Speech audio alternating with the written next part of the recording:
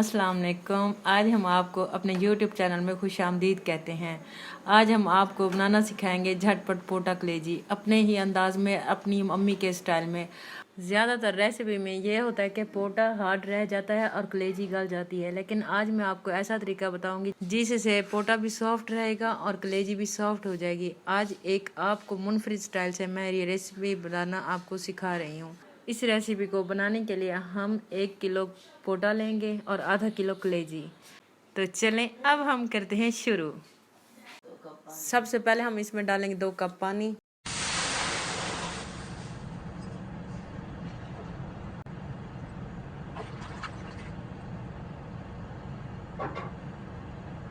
जब पानी थोड़ा सा गर्म हो जाएगा तो फिर हम इसमें डालेंगे पोटा।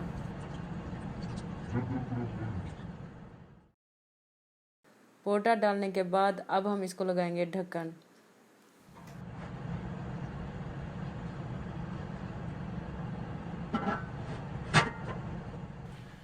पंद्रह मिनट के बाद अब हम इसका ढक्कन उठाएंगे। अब हमारा पोटा गल गया है आधा। अब हम इसमें डालेंगे सारे इंग्रेडिएंट्स।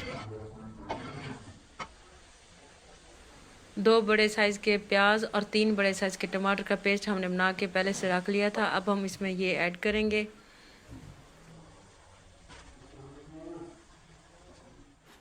पेस्ट डालने के बाद अब हम इसमें सारे मसाले ऐड करेंगे। 2 चम्मच खुश्क मेथी, 2 चम्मच चिली फ्लेक्स, 1 चम्मच गरम मसाला और 1 चम्मच हल्दी और नमक हस्बे जायका डाल दें।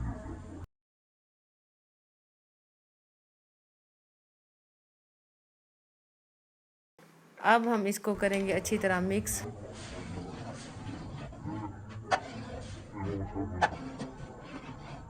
जब ये मसाले हमारे मिक्स हो जाएंगे तो फिर अब हम इसमें डालेंगे 1 कप घी।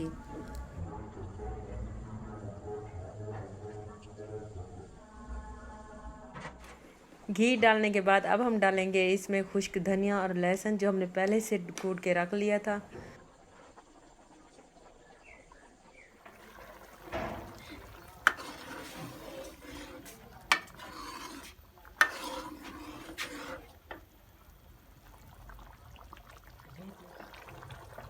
उसको डालने के बाद अब हम डालेंगे कलेजी।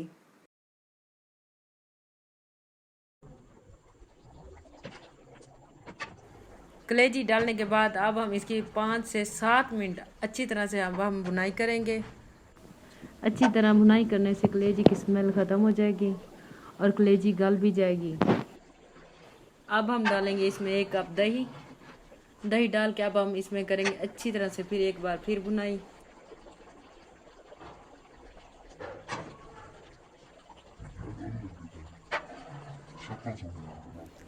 इसको मज़ीद अच्छा करने के लिए अब हम डालेंगे इसमें थोड़ी सी कश्मीरी मिर्च।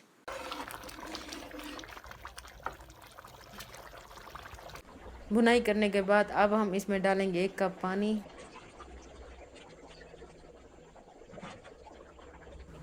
अब हम इसको लगाएंगे ढक्कन।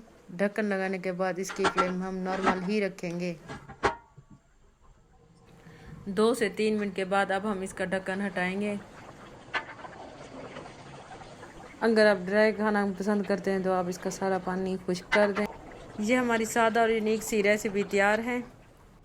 आज मैं आपसे एक बात शेयर करना चाहती हूँ। कुछ सराइकी लोग जो होते हैं वो कहते हैं जिस सालन की शक्ल अच्छी नहीं है वो खाने में भी अच्छा नहीं होगा। मेरा दावा है आप एक बार बनाएं और देखें, इसकी शक्ल भी अच्छी है और ये खाने में भी बहुत अच्छा है। अब हम इसकी करेंगे गार्निशिंग।